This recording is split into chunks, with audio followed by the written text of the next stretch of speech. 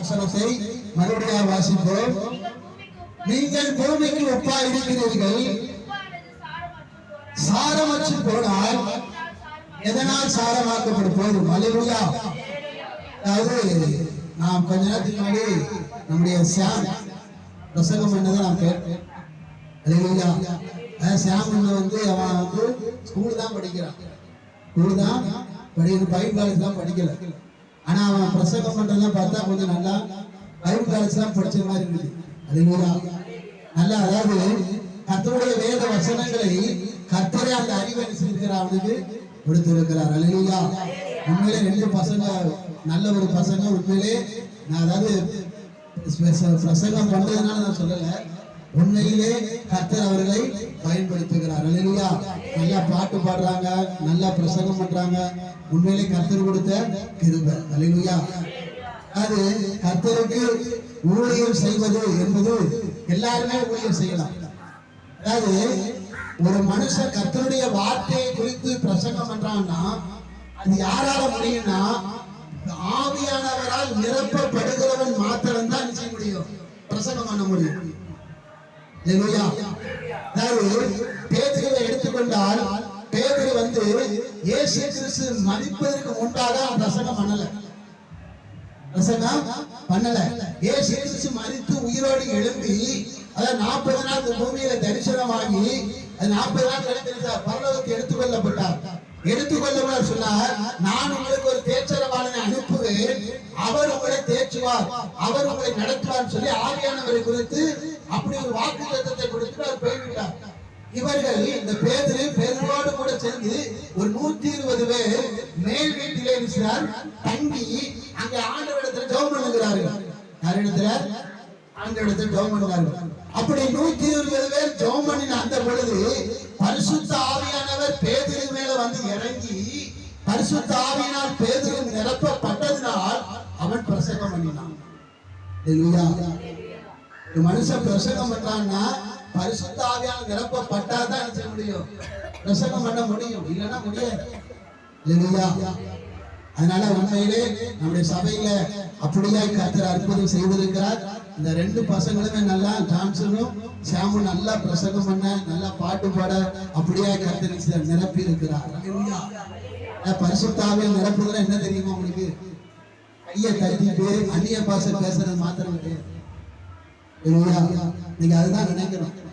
பரிசுத்த ஆவியினால ஒரு மனுஷன் நிரப்பப்படுறான்னா அவனுக்குள்ள என்ன வெளிப்படுனா இந்த அந்நிய பாஷை எல்லாம் கிடையாது. பிரசங்கம் பண்ணுவான், தேவனுடைய வார்த்தையை வெளிப்படுத்துவான். இதான் நிரப்பப்படுறதுக்கு அர்த்தம். நீங்க நாமளா அதெல்லாம் எனக்கு தெரியாது. யாராவது பரிசுத்த ஆவியால் நிரப்பப்படுறதா ஒன்னு நினைச்சிருது அந்நிய பாஷை பேசி கையை தட்டி அந்நிய பாஷை பேசுறதுதான் நிரப்பப்பட்டதுக்கு அர்த்தம் நினைக்கிறோம். அது முழுக்க முழுக்க தப்பான ஒரு காரியம். அல்லேலூயா. அது தப்பானவர். ஆனா அந்நிய பாஷை பேசக்கூடாதா அப்படி கேள்வி கேட்கலாம். பேசுறது தப்பு கிடையாது. ஆனா அதுதான் பரிசுத்த ஆவியால் நிரப்பப்பட்டதுக்கு அர்த்தம் கிடையாது. அது வேறு, இது வேறு. பரிசுத்த ஆவியினால் ஒரு மனுஷன் நிரப்பப்பட்டால் அவன் வேத வசனத்தை குறித்து மற்றவர்களிடத்துல பிரசங்கம் பண்ணுவான். பரிசுத்த ஆவியினால் நிரப்பப்படுது. நல்லா தெரிஞ்சுக்கணும். அதனால கர்த்தர் அப்படிப்பட்ட காரியத்தை நம்முடைய சபையில செய்திருக்கிறார். உங்கள் எல்லாருக்குமே கர்த்தர் நிச்சயமாய் செய்வார். இதான் பரிசுத்த ஆவியினால் நிரப்பப்படுதல். சரி, நாம் வேத வசனத்துக்கு நேராக போவோம். நீங்கள் பூமிக்கு உப்பாய் இருக்கிறீர்கள். அல்லேலூயா. இது இயேசு கிறிஸ்து அதாவது தன்னிடத்தில் வந்த ஜனங்கள் மத்தியிலே பேசின ஒரு வார்த்தை. அல்லேலூயா. அதாவது ஆண்டவராய் இயேசு கிறிஸ்து அதாவது என்ன செய்தார்னா மலைக்கு போனார் என்று வேதம் சொல்லுகிறது. ஏன்னா ஊருக்குள்ள இல்ல. ஏனென்றால் ஊருக்குள்ள இருந்தா எல்லாருமே ஜெபம் பண்ண வருவாங்க, அவங்களுக்கு ஜெபம் பண்ணணும், அவங்களுக்கு பிரசங்கம் பண்ணணும், இப்படிலாம் செய்ய வேண்டியது இருக்கிறது. ஆனா நாம் மலைக்கு போய்விட்டால் நாம் மனுஷன் தனியாக உட்கார்ந்து ஜெபம் பண்ண முடியும் என்று சொல்லி ஒரு தனியாக உட்கார்ந்து ஜெபம் பண்ணதுக்காக என்ன செய்தார்? இயேசு மலைக்கு போனார். அல்லேலூயா. நீங்க எல்லாரும் தனியா ஜெபம் பண்ணுவீங்களா உட்கார்ந்து வீட்டுல?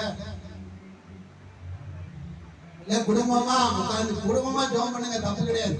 ஆனா தனியா உட்கார்ந்து ஜெபம் பண்ணணும்.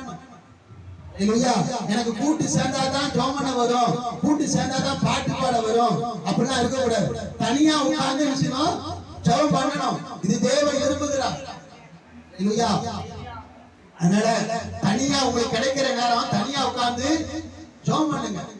வேற எதுலயும் நேரத்தை சும்மா அங்க போன இங்க போன அதை பார்த்தேன் இதை பார்த்தேன்னு சொல்லி அப்படி நேரத்தை கடத்த விட உங்களுக்கு டைம் கிடைக்கிற நேரத்துல உட்கார்ந்து தனியா நினைச்சுங்க ஜெபம் பண்ணுங்க. அவங்க கூட இருந்து ஜெபம் பண்ணாதான் நல்லா இருக்கும், இவங்க கூட ஜெபம் பண்ணாதான் அப்படிலாம் கிடையாது. இல்லையா? தனி ஜெபம் ஒவ்வொரு மனுஷனுக்கும் அவசியம். இல்லையா? ஒருவேளை இது வரைக்கும் பண்ணாம இருந்தா இன்றைய இருந்தா தீர்மானம் எடுத்து பண்ணுங்க. உட்கார்ந்து தனியா உட்கார்ந்து ஜெபம் பண்ணுங்க. தனியா உட்கார்ந்து வேதத்தை வாசிங்க, தனியா உட்கார்ந்து ஜெபம் பண்ணுங்க, தனியா உட்கார்ந்து பாட்டு பாடுங்க, தனியா உட்கார்ந்து வேதத்தை வாசிங்க. கூட்டு சேர்க்கணும், கூட்டு சேர்க்கிறது தப்பு கிடையாது. ஆனா கூட்டு சேர்த்தாலும் தனியா உட்கார்ந்து ஜெபம் பண்ணணும். அல்லேலூயா. ஜெபம் பண்ணுவீங்களா? என்ன தனியா உட்கார்ந்து ஜெபம் பண்ணுங்க, உங்களுக்கு ஆசீர்வாதமாய் மாறும். அல்லேலூயா. சரி, கர்த்தருக்கு ஸ்தோத்திரம். இந்த ஆண்டவராய் இயேசு கிறிஸ்து அப்படி தனியாக ஜெபம் பண்ண வேண்டும் என்று சொல்லி மலைக்கு போனார். அப்படி போன பொழுது அதை கேள்விப்பட்ட, நல்லா கவனிக்கணும், மலைக்கு போன அந்த காரியத்தை கேள்விப்பட்ட உடனே ஜனங்கள் இயேசுவை பார்க்க மலைக்கு போயிட்டாங்க. மலைக்கு போகும் பொழுது அங்கே பேசப்பட்ட வார்த்தை தான் இந்த வார்த்தை. அல்லேலூயா. அதாவது என்னை தேடி வந்த உங்களை ஆண்டவர் சொல்லுகிறார், என்னை தேடி அவரை தேடி போன ஜனங்களை பார்த்து சொல்லுகிறார், நீங்கள் பூமிக்கு உப்பாய் இருக்கிறீர்கள். எப்படி இருக்குமா? இப்ப இயேசுவை தேடி வந்திருக்கோமா இல்லையா? இயேசுவை யாரை தேடி வந்திருக்கோம்? நல்லா ஒண்ணு கவனிச்சுக்கோங்க. நீங்க எந்த இடத்துக்கு ஜெபம் பண்ண போனாலும் சரி, எந்த சர்ச்சுக்கு போனாலும் சரி, எங்க போனாலும் சரி, இயேசுவை பார்க்க போகிறேன்னு அந்த எண்ணத்தோடு போங்க. இந்த எண்ணத்தோட போனோம். ஒரு சர்ச்சுக்கு போறீங்கன்னா சர்ச்சுக்கு எப்படி போனா இயேசுவை பார்க்க போறேன், வேற எண்ணம் நமக்கு இருக்க கூடாது. அந்த பாஸ்டர் பார்க்க போறேன், அவர் எனக்கு ஜெபம் பண்ணா சுகம் கிடைக்கும் அப்படிங்கிற எண்ணத்தெல்லாம் போக கூடாது. நம்ம போகிற எண்ணம் எப்படி இருக்குன்னா, நான் இயேசுவை பார்க்க போறேன். ஒரு வீட்டுக்கு ஜெப பண்ணதுக்கு போறீங்களா, நான் என்ன பண்ண போறேன்? இயேசுவை பார்க்க போறேன். இப்படி இயேசுவை பார்க்க போகிறேங்கிற அந்த எண்ணத்தோடு அந்த விசுவாசத்தோடு நீங்க போனீங்கன்னா ஆண்டவர் உங்களுக்கு என்ன செய்வார்? அற்புதம் செய்வார். உங்களுக்கு விடுதலை தருவார், உங்களுக்கு சமாதானத்தை தருவார், உங்களுக்கு சந்தோஷத்தை தருவார். அப்படி இல்லாமல் வேற ஏதாவது எண்ணத்தோடு உள்ள போனீங்கன்னா அங்க ஒண்ணுமே நடக்காது. அதனால எந்த இடத்துக்கு ஜெபம் பண்ண போனாலும் அந்த பாஸ்டர் பார்க்க போறேன், அதெல்லாம் ரெண்டாவது விஷயம் தான். இந்த பாஸ்டர் நமக்கு அற்புதம் செய்ய முடியாது. அதனால நான் இயேசுவை பார்க்க போகிறேன் அந்த எண்ணத்தோட வாங்க. சர்ச்சுக்கு எப்போ வந்தாலும் சரி, எப்போ வந்தாலும் எப்படி வந்தா இயேசுவை அந்த எண்ணத்தோட வாங்க. வேற எண்ணம் உங்களுக்கு வேண்டாம். அவங்கள பார்க்க போறேன், இவங்கள பார்க்க போறேன், அந்த அக்கா நல்லா பேசுவாங்க, அந்த பிரதர் நல்லா பேசுவாரு, அப்படிலாம் வரக்கூடாது. அந்த எண்ணத்தோட வந்தா நம்ம வாழ்க்கையில அற்புதம் நடக்காது. அல்லேலூயா. இப்படி இயேசுவை பார்ப்பதற்காக போன ஜனங்களிடத்திலே அவர் சொன்ன ஒரு வார்த்தை என்னவென்றால், நீங்கள் பூமிக்கு உப்பாய் இருக்கிறீர்கள். அதனால நம்மை பார்த்து ஆண்டவர் சொல்லுகிறார், நாம் எப்படி இருக்கிறோமா? உப்பா இருக்கிறோமா? எப்படி இருக்கிறோம்? உப்பு எல்லாரும் தெரியுமா தெரியாதா? தெரியுமா தெரியாதா? உப்பு நீங்க எல்லாம் யோசிக்கீங்க. அப்படியே உப்பு தெரியுங்களா? அல்லேலூயா. என்ன பார்த்து உப்பா இருக்க எப்படி சொல்லலாம் அப்படின்னு கேட்குங்களா? அல்லேலூயா. நாம எல்லாம் எப்படி இருக்கிறோமா? உப்பா இருக்கிறோம். அல்லேலூயா. சொல்லுங்க பாப்போம். நான் உப்பா இருக்கிறேன், நான் உப்பா இருக்கிறேன், நான் உப்பா இருக்கிறேன். அல்லேலூயா. அத மனசுல வச்சுக்கோங்க. அல்லேலூயா. நான் எப்படி இருக்கேன்? உப்பா இருக்கிறேன்னு மனசுல வச்சுக்கோங்க. அல்லேலூயா. அதாவது உப்பு எல்லாருக்குமே தெரிஞ்ச ஒரு விஷயம்.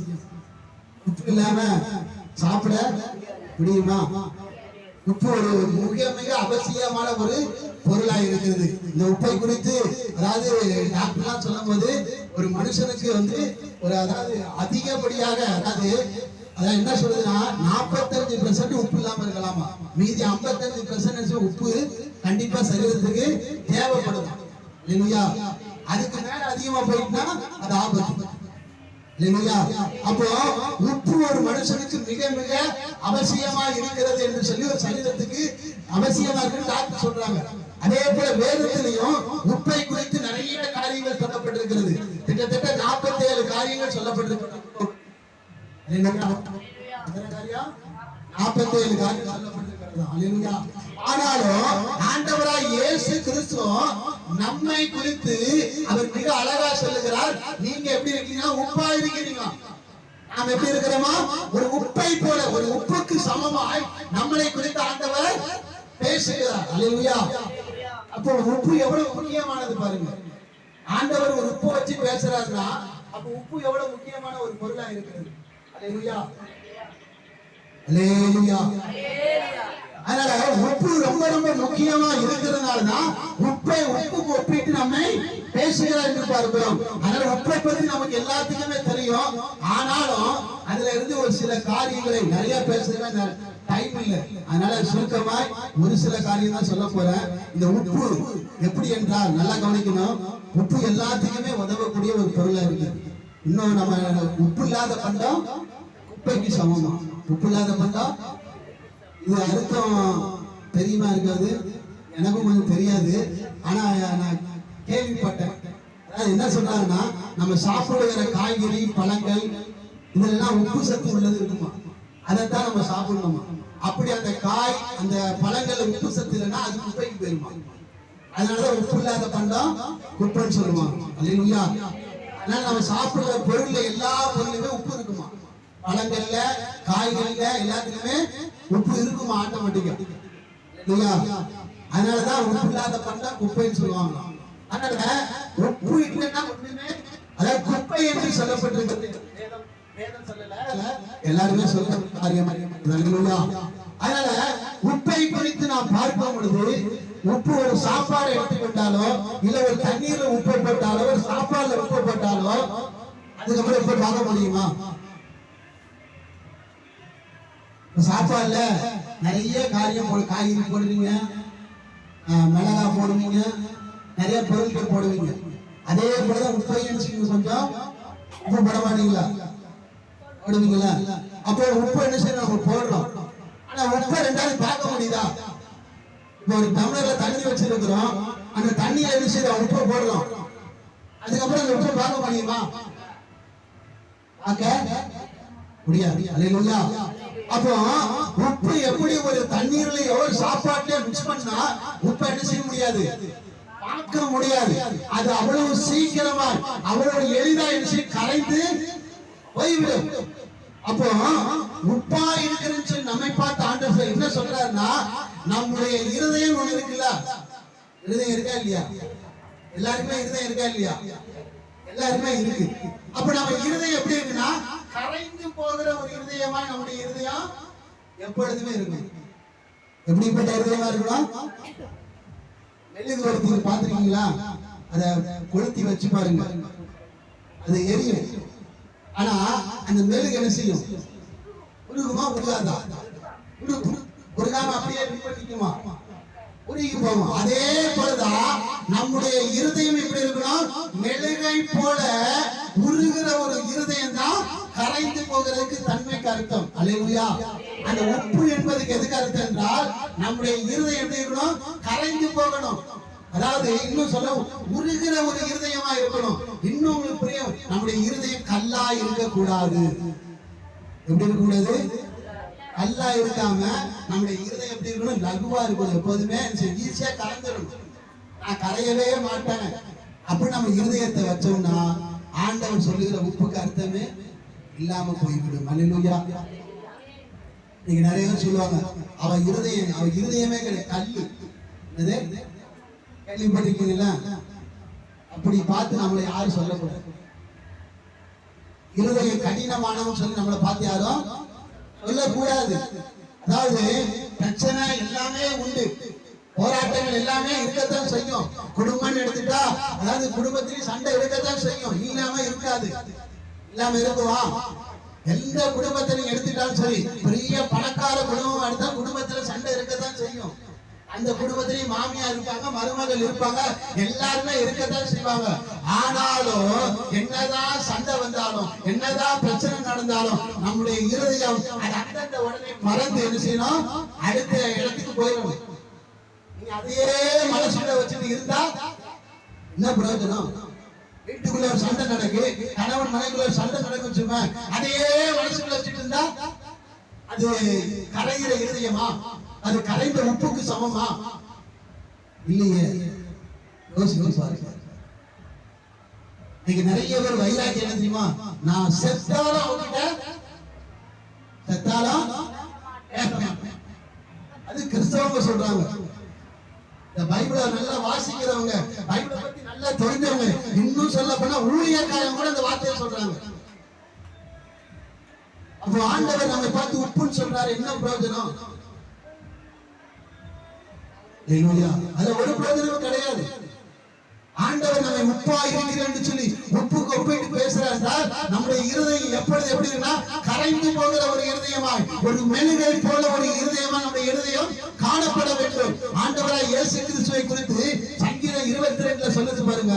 அதாவது சங்கீதம் 22 நீங்க எடுத்து அந்த வசனங்களை நீங்க வாசிச்சு பாருங்க. ஆண்டவருடைய இருதயம் மெழுகை போல உருகிற ஒரு இருதயமா. அல்லேலூயா. அதை எடுத்துக்கொள்ளுங்க. சங்கீதம் 22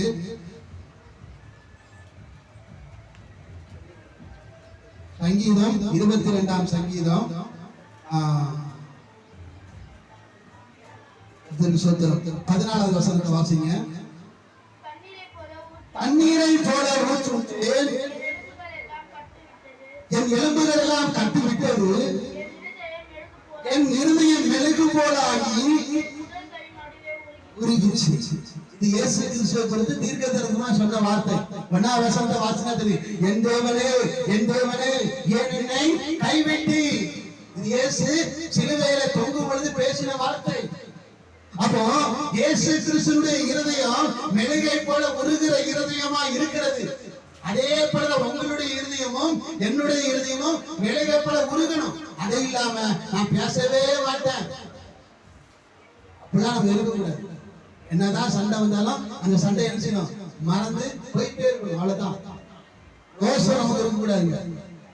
இதுக்கு வருத்தப்பட்டாலும் சரி, நமக்கு புரியுற மாதிரி சொல்லுங்க, ரோஷமே நமக்கு வரக்கூடாது. உப்பு போட்டுக்குன்னா அவனுக்கு ரோஷம் வருவாங்க. அந்த ரோஷமே நமக்கு வரக்கூடாது. யாரு நம்மள என்ன அவமானமா பேச நமக்கு ரோஷம் வரக்கூடாது.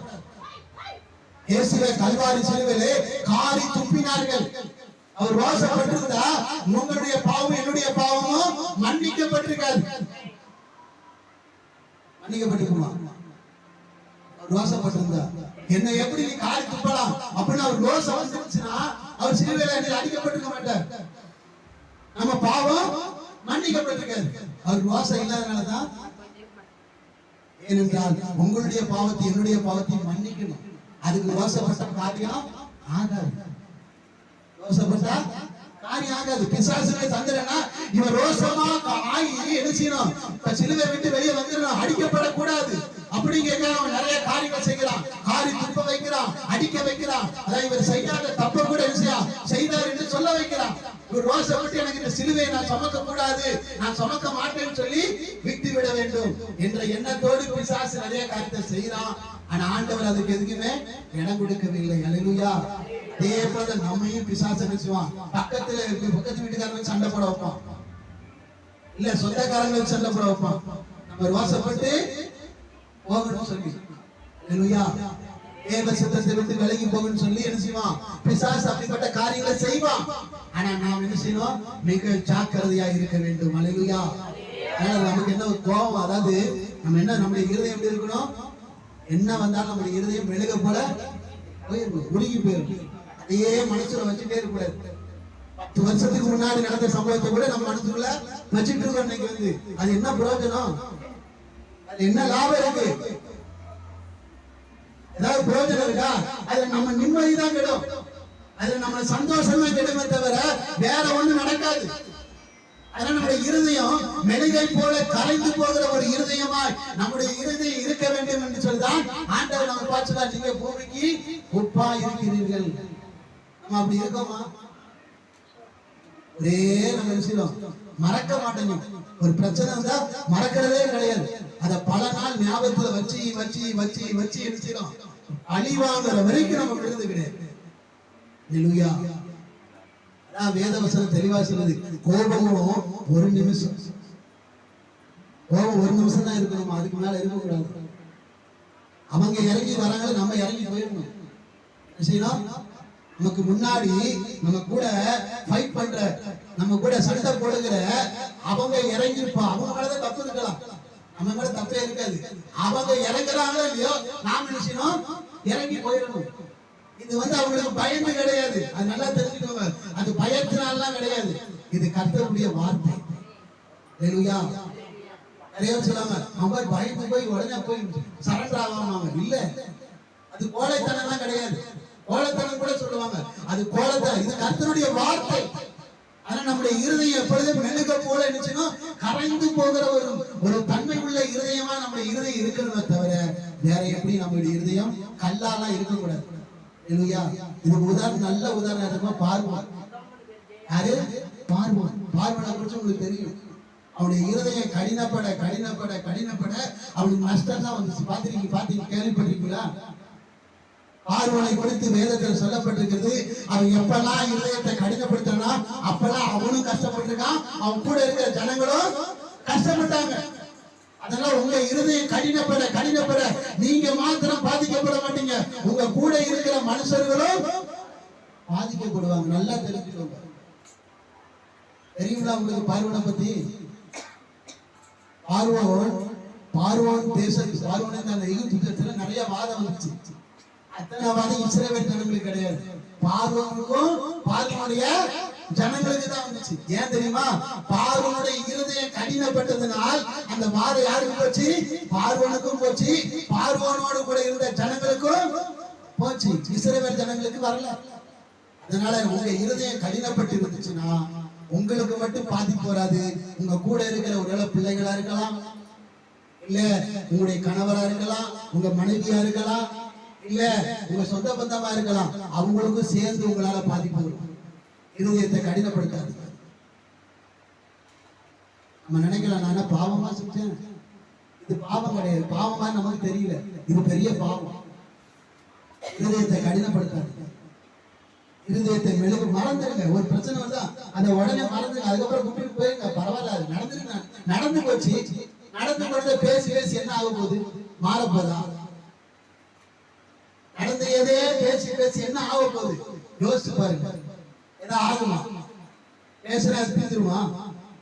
விட்டுட்டு போயிட்டே இருங்க, பரவாயில்ல அப்படின்னு சொல்லி விட்டுட்டு போய் பாருங்களேன். அது அடுத்த காரியத்துக்கு வச்சு மாறும். அதை விட்டுட்டு அதையே மனசுல வச்சுக்கிட்டு, அதான் பவுல் சொல்லு, அதாவது கோபப்படுகிற நீ உன் கோபத்தை சூரியன் அஸ்தமிக்கிறீர்கள் தனிச்சிரு.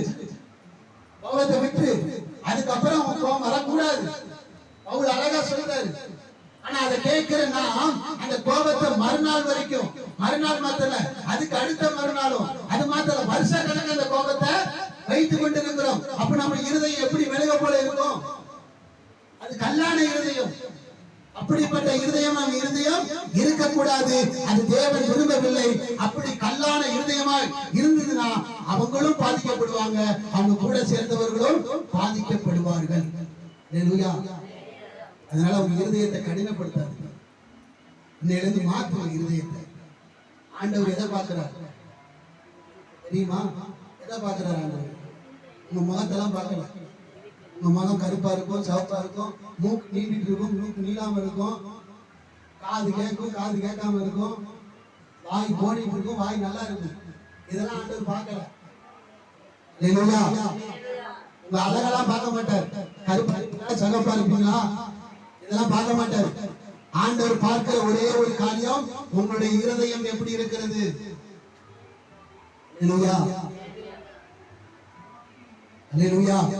மனுஷன் தான் முகத்தை பார்ப்பான்.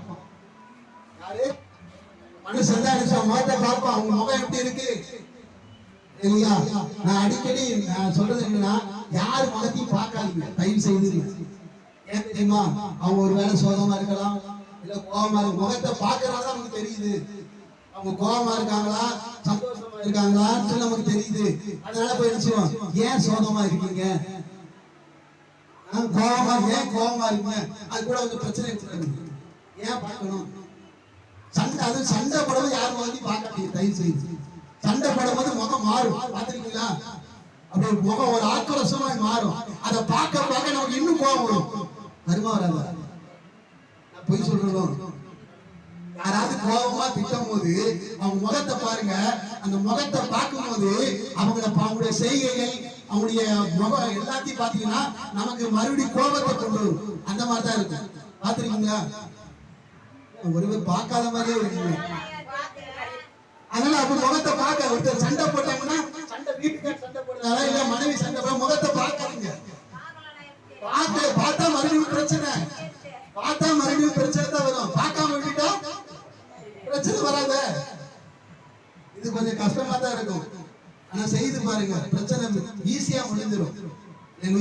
அதுக்கு தான் ஆண்டவர் பாரு, முகத்தை பார்த்தா பிரச்சனைக்கு மேல பிரச்சனை வரும், கோபத்துக்கு மேல கோபம் வரும். அதனால முகத்தை பார்க்க வேண்டாம், இருதயத்தை பார்த்துட்டு இருதயத்தை பார்க்கிறேன். இருதயம் கல்லா இல்லாமல் உங்களுடைய இருதயம் மெழுகை போல இருக்கு. இதுதான் உப்பினுடைய தன்மை. உப்பினுடைய தன்மை என்னது? உருகிற தன்மை, கரைந்து போகிற தன்மை. நம்முடைய இருதயம் அப்படி இருக்கா? யோசிச்சு பாருங்க. இன்னொரு காரியம் சொல்லி முடிச்சிருந்தேன். இன்னொன்னு என்ன தெரியுமா? அந்த உப்பு வெளியே நமக்கு தெரியாது. உப்பு தெரியுமா தெரியாதா? தெரியாது. அதே போலதான் நம்முடைய வாழ்க்கையில நம்மை நாம் வெளிப்படுத்தக்கூடாது. நமக்குள்ள இருக்கிற கிறிஸ்துவை என்ன செய்யணும்? வெளிப்படுத்த வேண்டும். அல்லேலூயா. நமக்குள்ள யார் இருக்கிறா? கிறிஸ்து இருக்கிறார். அல்லேலூயா. உங்களுக்கு ஆராதனை முடிஞ்சு சொன்ன நினைக்கிறேன். அதாவது சந்தோஷம் எங்க இருக்கு? நமக்குள்ளதானே இருக்கு. நம்ம இருதயத்துல சந்தோஷம் இருக்கு. நம்முடைய இருதயத்துல என்ன இருக்கு? அன்பு இருக்கு. இருதயத்துல தான் அன்பு இருக்கு. ஆண்டவர் எங்க இருக்கிறாரு? இருதயத்துல இருக்காரு. வேற எங்க இருக்கிறாரு? அப்போ நம்முடைய இருதயத்துல இருக்கிற அந்த நற்குணங்களை என்ன செய்யணும்? வெளிப்படுத்த, நம்மை வெளிப்படுத்த கூடாது. அந்த உப்பினுடைய தன்மை இரண்டாவது என்றால் தன்னை வெளிப்படுத்தாமல் அதுக்கு ருசியை மட்டும்தான் கொடுக்கும். பாத்திருக்கீங்களா? உப்பு என்ன செய்யும்? ருசியை மட்டும்தான் கொடுக்கும். தன்னை வெளிப்படுத்தாமல் ருசியை மட்டும் கொடுக்கிறது தான் உப்பினுடைய தன்மை. அதே போல நம்மை வெளிப்படுத்தாமல் நமக்குள்ள இருக்கிற ருசியா இருக்கிற இயேசுவை நம்ம என்ன செய்யணும்? வெளிப்படுத்த வேண்டும். அல்லேலூயா. அல்லேலூயா. யாரை வெளிப்படுத்த? நம்மை வெளிப்படுத்த கூடாது. அல்லேலூயா. இப்ப நம்ம சபை இருக்கு, புரியுதா? ஒன்று சொல்றேன். இப்ப நம்ம சபை இருக்கு வச்சுக்கோங்க. இப்ப சபை இருக்கு, அதாவது நம்ம சபையில ஒரு அற்புதம் நடக்குது. இப்போ சாமு தான் பிரச்சனை இல்லை. சாம எடுத்துப்போம். சாமுக்கு ஒரு அற்புதம் நடக்குது. சாமுக்கு ஒரு அற்புதம் நடக்குது. அற்புதம் நடந்தா சாம் என்ன செய்வான்? நேரா வந்து சொல்லுவான், சாட்சி சொல்லுவான். சாட்சி இந்த சபைக்கு வந்தேன், அதனாலதான் எனக்கு அற்புதம் நடந்துச்சு. என்ன செஞ்ச? இந்த சபைக்கு வந்தேன், இந்த பாஸ் எனக்கு ஜோம் பண்ணாரு, எனக்கு என்ன நடந்துச்சு? அற்புதம் நடந்துச்சு. இது என்னது? இது யாரை வெளிப்படுத்துறது? சபையை வெளிப்படுத்துறோம், பாஸ்டரை வெளிப்படுத்துறோம். ஆனா அந்த உப்பு அதை வெளிப்படுத்தாது, ருசியை மட்டும்தான் வெளிப்படுத்தும். அல்லேலூயா. அதே போலதான் நம்முடைய வாழ்க்கையில என்ன அற்புதம் நடந்தாலும் சரி, நாம் யாரை சொல்லணும்? இயேசுவை தான் சொல்லணும். அல்லேலூயா. ஒருவேளை பாஸ்டர் கிட்ட போய் நீங்க ஜெபம் பண்ணா கூட உங்களுக்கு யார் அற்புதம் செய்தால்? இயேசு தான் எனக்கு செஞ்சார், பாஸ்டர் செஞ்சான்னு சொல்லக்கூடாது. சபைதான் செஞ்சு சொல்லக்கூடாது. சபையை குறித்தோ பாஸ்டர் குறித்தோ நீங்க என்ன செய்யக்கூடாது? சொல்லக்கூடாது. ஆண்டவரை பத்தி மாத்திரம் தான் என்ன செய்யணும்? சொல்ல வேண்டும். அல்லேலூயா. அதாவது தேவ தூதர்கள்ல நிறைய பேர் இருக்கிறாங்க. அதுல கேராபீன்களும் சேராபீன் சொல்லி ஒரு தேவ தூதர் இருக்காங்க. இவங்களுக்கு என்ன வேலைன்னா ஆண்டவரை மகிமைப்படுத்துறதா வேலை. ஏசாயா தீர்க்கதரிசி புத்தகம் எடுத்துக்கொள்வோம். ஏசாயா தீர்க்கதரிசி புத்தகம்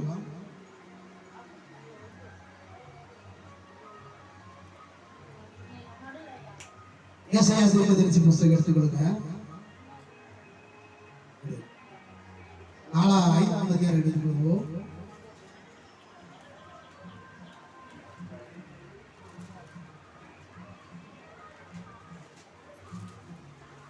ஆறாவது அதிகாரம் 1ஆம் வசனம் வாசிப்போம். நல்லா கவனிங்க. உசியா ராஜா மரணமடைந்த வருஷத்தில் சிங்காசனத்தில் இருக்க கண்டேன். அவருடைய வஸ்திர தொங்கலால் தேவாலய அடுத்த சேராபீன்களும் அவருக்கு மேலாக நின்றார்கள். நல்லா கவனிங்க. ஒவ்வொருவருக்கும் 6 சட்டைகள் இருந்துச்சாம். 6 சட்டைகள். 2 சட்டைகளால் தன் முகத்தை மூடிக்கொண்டாங்களாம். தன் காலை மூடிக்கிட்டாங்களாம். அல்லேலூயா. போதும். நல்லா கவனிக்கணும். 6 சட்டைகள் இருந்துச்சு. 6 சட்டையில 2 சட்டையில முகத்தை மூடிட்டாங்களாம். யாரு? ஆண்டவரை துதிக்கிறவங்க. அதாவது என்னை பார்க்க கூடாது, நீங்க ஆண்டவர் தான் பார்க்கணும்னு சொல்லி முகத்தை மூடிக்கிட்டாங்க. இரண்டாவது, என்னுடைய நடத்தையை நீங்க பார்க்க கூடாது, ஆண்டவருடைய நடத்தையை தான் பார்க்கணும்னு சொல்லி என்னுடைய செய்கைகளை நீங்க பார்க்க கூடாது, ஆண்டுடைய செய்கைகளை பார்க்கணும்னு சொல்லிதான் 2 கைகளை சட்டைகளா மூடி பறந்து சென்றார்கள் என்று அதனுடைய அர்த்தம். நம்ம அப்படி இருக்கோமா? நம்ம மூலமா ஒருத்தர் நம்ம ஜெபம் பண்ணி ஒரு சொல் கிடைச்சுன்னா உடனே செய்வோம். நான் அந்த வீட்டுக்கு போனேன், அந்த அக்காவுக்கு நான் ஜெபம் பண்ணேன், அந்த சகோதரிக்கு நான் ஜெபம் பண்ணேன், அவருக்கு சுகம் கிடைச்சுன்னு சொல்லி என்ன செய்வோம்? பெருமையா பேசுவோம். அப்படி பேசுறோமா இல்லையா? நம்ம அப்படிதான் இருக்கிறோம். இது ஆண்டவரை வெளிப்படுத்துறதுக்கு ஆண்டவர் யாரை வெளிப்படுத்துறோம்? அதனால எல்லா சூழ்நிலையும் நம்மை மறைத்து நமக்கு ருசியா இருக்கிற இயேசுவை தான் நம்ம என்ன செய்யணும்? வெளிப்படுத்த வேண்டும். அல்லேலூயா. அதுதான் நமக்கு இருக்கிற ருசி. எப்படி ஒரு உப்பானது ஒரு சாப்பாடுலயோ ஒரு குழம்புலயோ அந்த உப்பை நீங்க போட்டீங்கன்னா அந்த ருசியை எப்படி வெளிப்படுத்துதோ, அதே போல நமக்குள்ள இருக்கிற இயேசுவை மட்டும்தான் நம்ம என்ன செய்யணும்? வெளிப்படுத்த வேண்டும். அல்லேலூயா. மூலமாய் அற்புதம் நடக்கலாம், அதிசயம் நடக்கலாம், பேய்கள் ஓடலாம், இல்ல பிசாசுகள் என்னன்னா நடக்கலாம். ஆனா நாம் வெளிப்படுத்த யாரு வெளிப்படுத்தணும்? இயேசுவை தான். இதான் உப்பின் தன்மை. இன்னும் நிறைய இருக்கு, சொல்லுவதற்கு நேரம் இல்லை. அதனால உப்பின் தன்மை முதலாவது என்னவென்றால் நம்முடைய இருதயம் கரைந்து போக வேண்டும். அதனால இன்னைக்கு ஒப்பு கொடுங்க. உங்க குடும்பம் இங்க நிறைய வாதம், குடும்பத்துல ஒரு வியாதி இருக்கா இல்லையா? வாதனா வியாதி, பஞ்சம். வாதனா என்ன அர்த்தம்? வாதனா என்னது? குடும்பத்துல தரித்திர வருதா இல்லாம, எனக்கு அது இல்லையே இது இல்லைங்கிறமே, இதுக்கு பேர் என்னது? வாதை. அதே போல வியாதி வருது தெரியுமா? இந்த வியாதிக்கு ஒரு பேர் என்னது? வாதை. இந்த வாதை இல்லாம நீங்க இருக்கணும்னா நீங்க எப்படி இருக்கணும்னா உங்க இருதயம் கல்லா இருக்க கூடாது. நல்லா தெரிஞ்சுக்கோங்க. மறுபடியும் நான் சொல்றேன், உங்க இருதயம் கல்லா, என்னுடைய இது சேர்த்தா சொல்றேன், எந்த சூழ்நிலை கல்லா இருக்கக்கூடாது. நம்முடைய இருதயம் லகுவாய் மாறணும். அப்படி மாறணும்னா எனக்கு மாத்திரம் பாதிப்பு இல்லை, என் எல்லாருக்கும் பாதிப்பு. அல்லேலூயா. நான் கல்லா இருக்கேன்னு வச்சுக்கோங்க, நான் கல்லா இருக்கிறேன், எனக்கு மட்டும் பாதிப்பு வராது. என்னால ஜான்சன் பாதிக்கப்படுவான், என்னால கிளேசமா பாதிக்கப்படும். என்னால தெரிஞ்சுக்கோங்க. அப்படி என்னால ஒருத்தங்க பாதிக்கப்படும் நல்லதா? என்னால ஒருத்தங்க ஆசீர்வாதமா இருக்கணுமா இல்ல பாதிக்கப்படணுமா? மனசுல வச்சுட்டு இருதயம் கல்லா இருந்தா எடுத்து போடுங்க. வேண்டாம். யாரு கூட சண்டை போட்டு நான் அப்படிதான் இருப்பேன், நான் இருதயத்தை கல்லாதான் வச்சேன் அப்படின்னா இருக்காதீங்க. வேண்டாம், எடுத்து போடுங்க. ஆண்டவருக்காக செய்யுங்க. ஆண்டவர் சொல்லி இருக்கிறாரு, நம்முடைய இருதயம் கல்லா இருக்கக்கூடாதுன்னு சொல்லிருக்காரு. நான் கல்லா இருக்கக்கூடாதுன்னு சொல்லி ஆண்டவருக்காக மாறுங்க. அல்லேலூயா.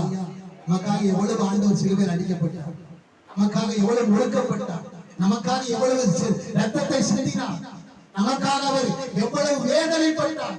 யோசித்து பாருங்க. நமக்காக எவ்வளவோ காரியங்களை சிலுவையில செய்தார் அல்லவா? அவருக்காக நாம் இந்த காரியத்தை மாற்றக்கூடாதா? அவருக்காக நாம் செய்ய வேண்டாம். அதனால இருதயத்தை கல்லாய் ஆக்காதீங்க. மெழுகை போல உருகிற ஒரு இருதயமாய் மாறட்டும். எல்லாரும் ஒப்பு கொடுப்போமா? எல்லாரும் கண்ண மூடி ஒப்பு கொடுங்க. ஆண்டவரே, என்னுடைய இருதயம் மெழுகை போல காணப்படட்டும். இயேசுவே, இது வரைக்கும் என்னுடைய கணவர், என்னுடைய மனைவி, என் குடும்பத்தில் இருக்கிறவர்கள் கூட நான் கல்லா இருந்த ஆண்டவரே, இல்ல ஆண்டவரே, இன்றையிலிருந்து இந்த நிமிஷத்திலிருந்து அந்த கல்லான இதயத்தை உடைத்து போடும். என் இருதயத்தை சதையாய் மாற்றுங்கப்பா. அப்பா, நானும் பாதிக்கப்படக்கூடாது, என் பிள்ளைகளும் பாதிக்கப்படக்கூடாது. அப்பா, என் கூட இருக்கிறவர்களும் பாதிக்கப்படக்கூடாது ஆண்டவரே.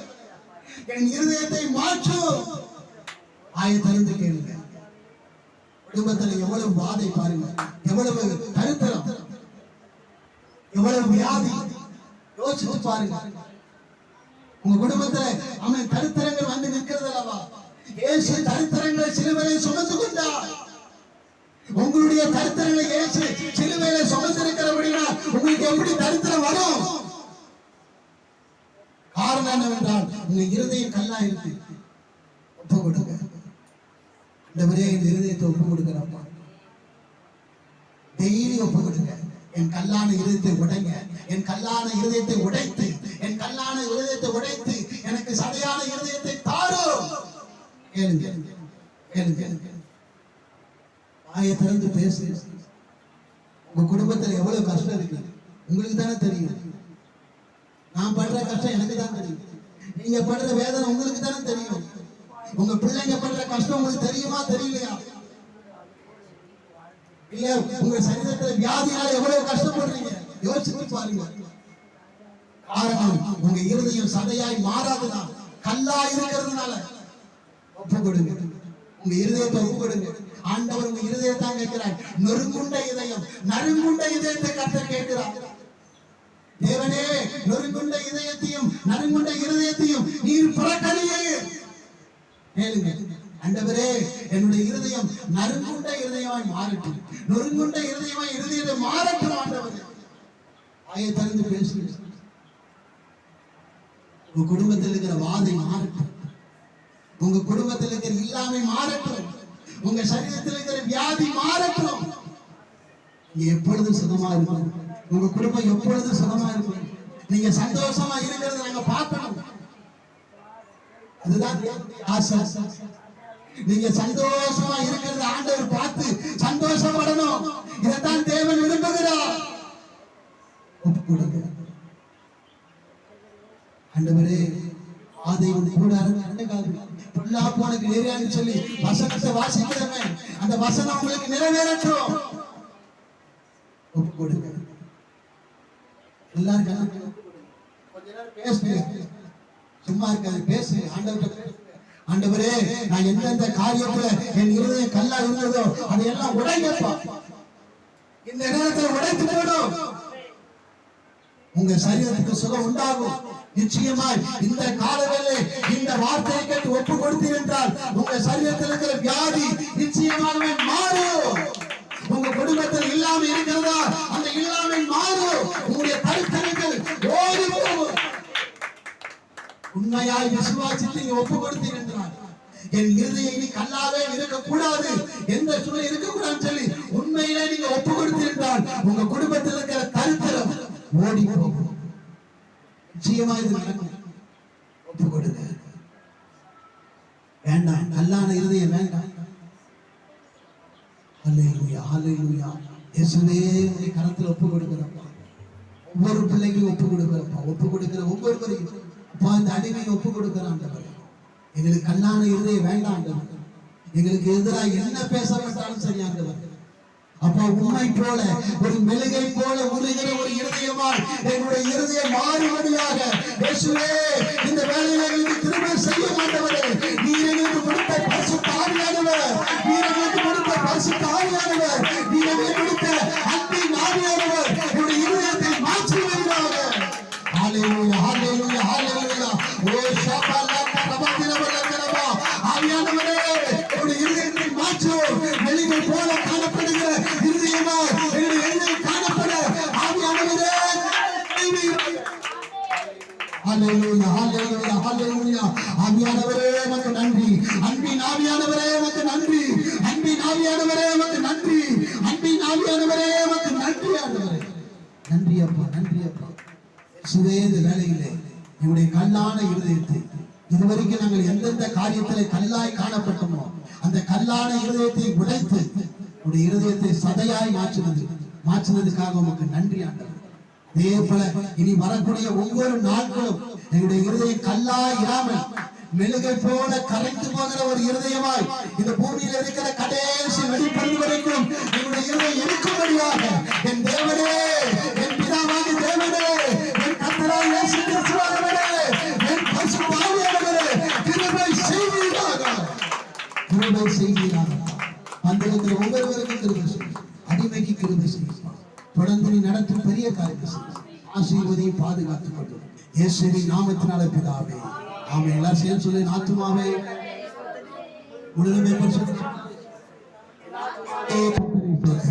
கர்த்தர் செய்த சகலவர்களையும் ஆமென், ஆமென்.